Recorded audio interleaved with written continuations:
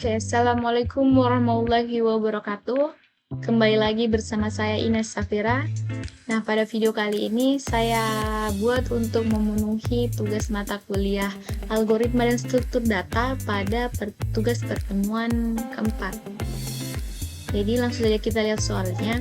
Di sini kita disuruh untuk membuat aplikasi POS atau point of sale, aplikasi mesin kasir menggunakan bahasa pemrograman Java dengan ketentuan di bawah ini. Nah, di sini untuk yang pertama itu terdapat pemanfaatan minimal salah satu dari struktur data array, vector array list, atau linked list. Sini sudah ada array list diimport. Lalu pemanfaatan minimal salah satu dari struktur data ini yang bertipe objek. Nah, sini array list yang bertipe objek. Lalu program akan terus-menerus membaca input never end loop sampai kita masukkan kata exit. Jadi di sini opsinya itu ada exit ya, dan ketika kita menginput opsi exit, programnya akan otomatis berhenti. Lalu data barang akan disimpan ke dalam file semacam database sederhana bertipe file text.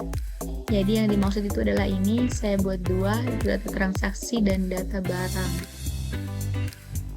Lalu data barang berisi ID, nama barang, stok, terjual, dan jenis.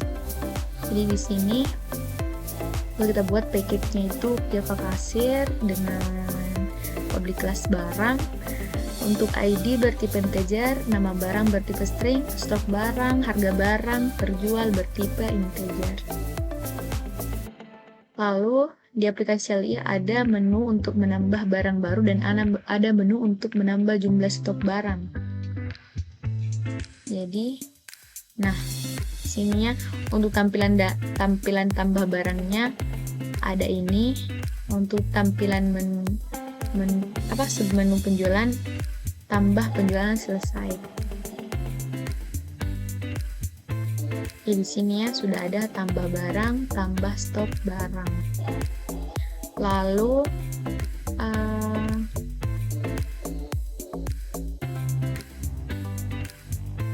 ada menu untuk save data barang. Di sini sudah ada.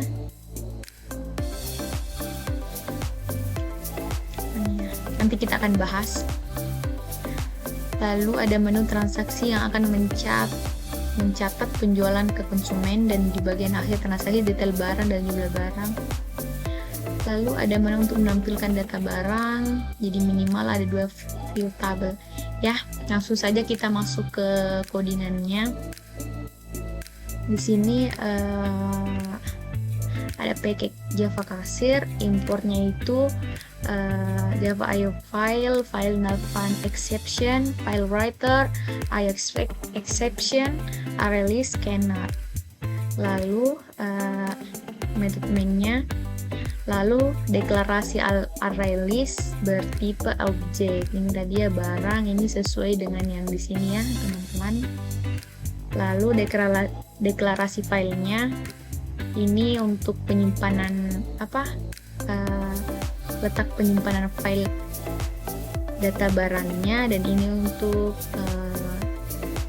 penyimpanan data transaksinya.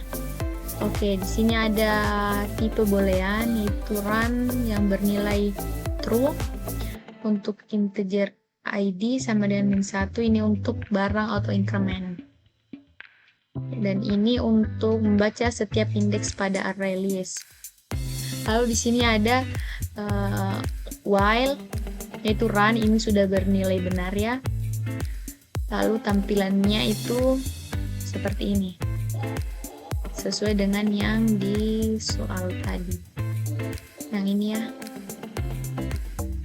Oke, di sini kita memakai scanner scan. Di sini sudah diimport ya tadi scanner.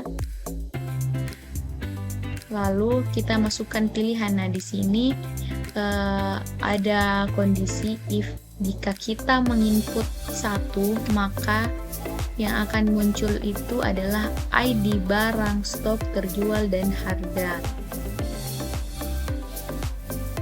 Lalu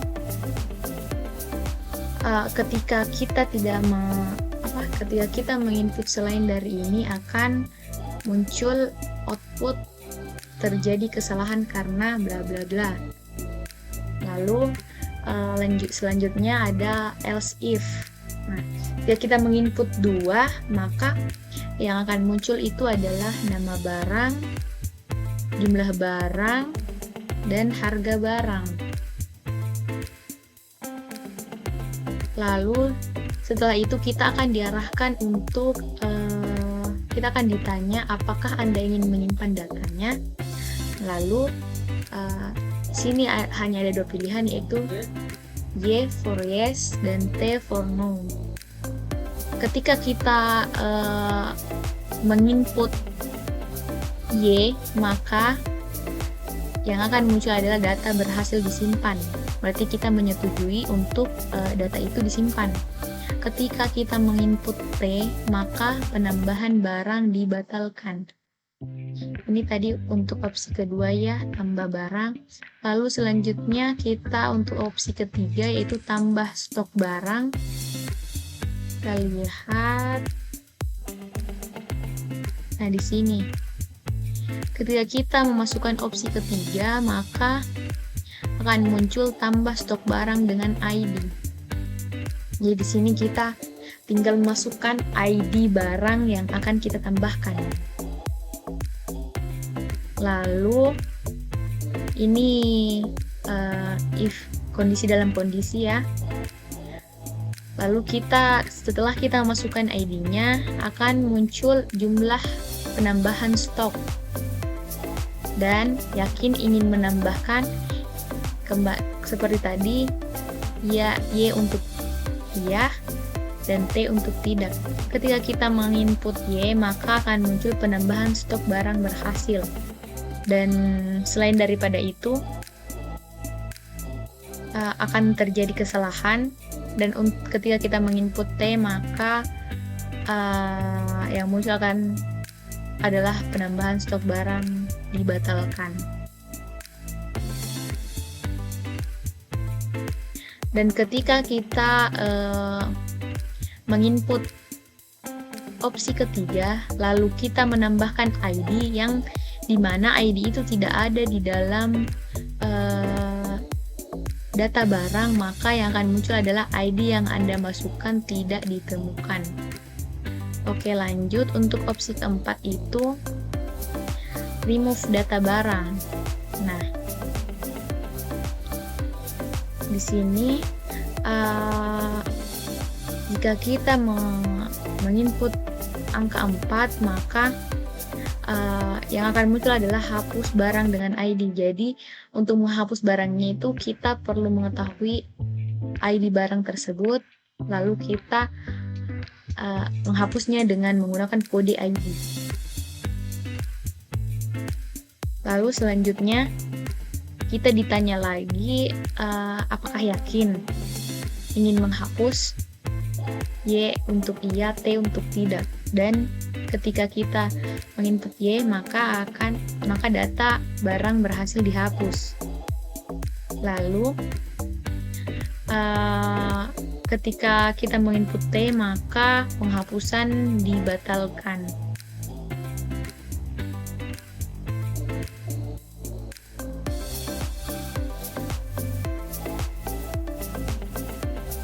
Nah, kembali lagi seperti yang tadi, ketika ID yang kita masukkan tidak ada di dalam data barang, maka ID yang akan muncul adalah ID yang Anda masukkan tidak ditemukan. Oke, setelah opsi keempat tadi, kita mulai ke opsi kelima, yaitu penjualan.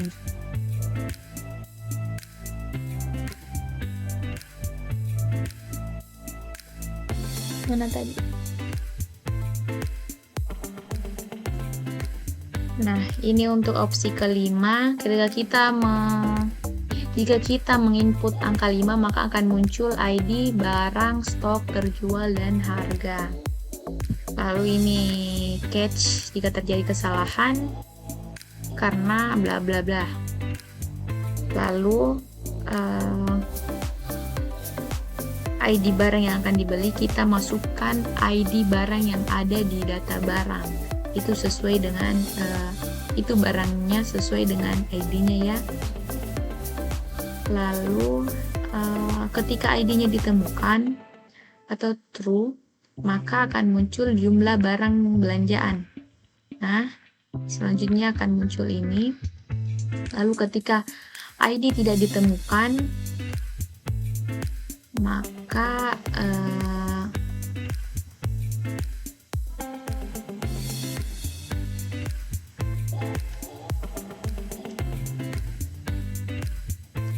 yang akan muncul adalah ini. ID yang Anda masukkan tidak ditemukan. Ini jika ada terjadi kesalahan.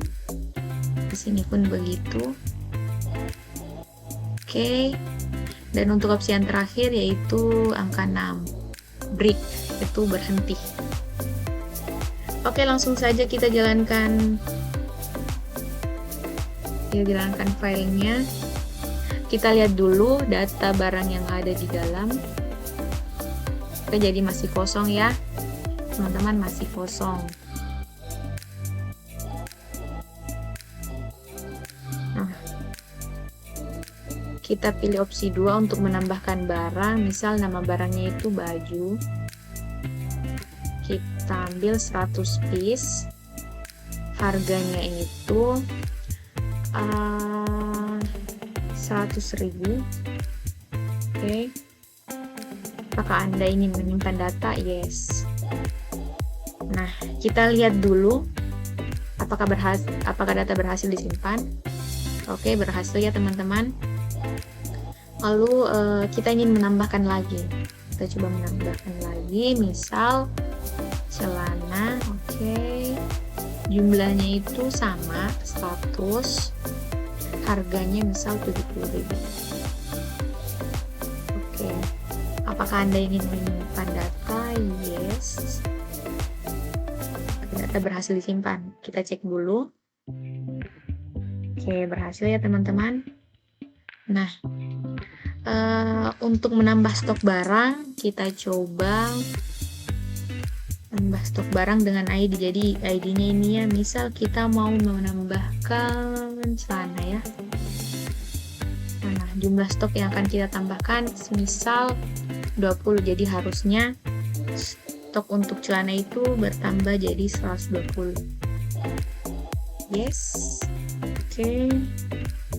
Penambahan stok barang berhasil. Jadi kita lihat dulu. Jangan sampai bohong-bohong. Nah, sudah bertambah ya teman-teman.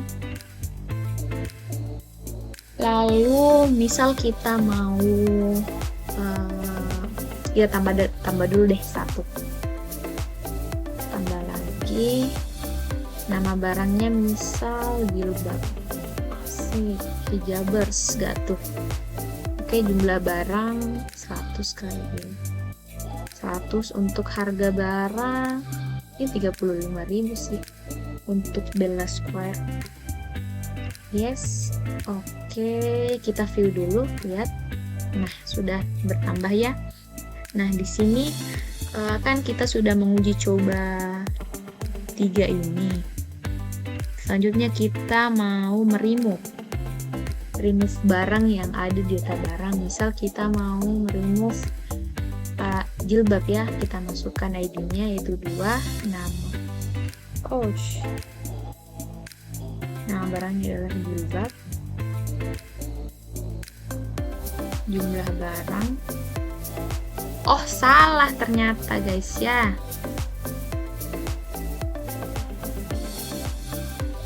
Aduh. Oke, tapi enggak apa-apa. Jilbab lagi. Kita tambahkan 10. Harga barang 20.000. Apa? Nah, kita tidak ingin menyimpan karena tadi itu kesalahan teknis. Nah, kita lihat dulu view. Jadi yang tadi itu tidak tersave ya, tidak tersimpan datanya. Jadi tadi itu saya mau remove di view yang 4. Masukkan ID, saya mau meremove jilbab. Oke, Anda yakin? Oke, barang berhasil dihapus. Kita view dulu. Kita lihat, nah jadi terhapus ya teman-teman. Lalu kita mau masuk ke opsi selanjutnya, itu penjualan. Kita input 5 ID barang yang akan dibeli. Misal kita mau beli celana, jumlah barang yang akan kita beli adalah 70. Nah, total bayar 4.900.000 ya, 4.900.000. Jadi kita lihat lagi di data barangnya. Nah, jadi ini ya teman-teman, ini adalah data transaksi yang kita tadi belanja. Celana 70, harga barangnya, harga per barangnya itu 70.000. Jadi apa? Baik.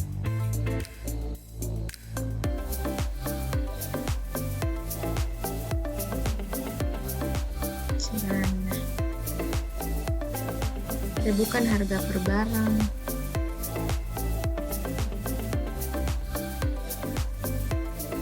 Ya, harga barangnya. Harga barangnya 70.000 dan total bayarnya adalah oke. Ini adalah data barangnya.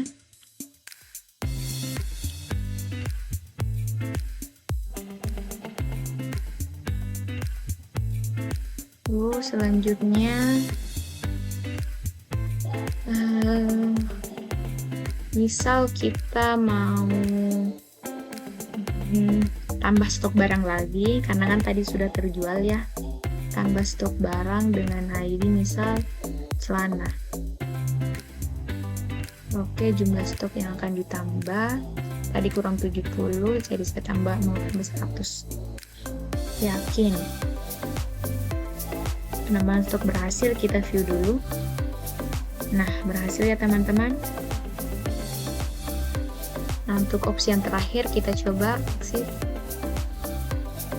Nah, ini sudah berakhir. Break. Ini untuk data barangnya dan ini untuk data transaksinya. Oke, sekian dari pembahasan saya tentang pembuatan aplikasi point of sale atau aplikasi mesin kasir. Terima kasih. Wassalamualaikum warahmatullahi wabarakatuh.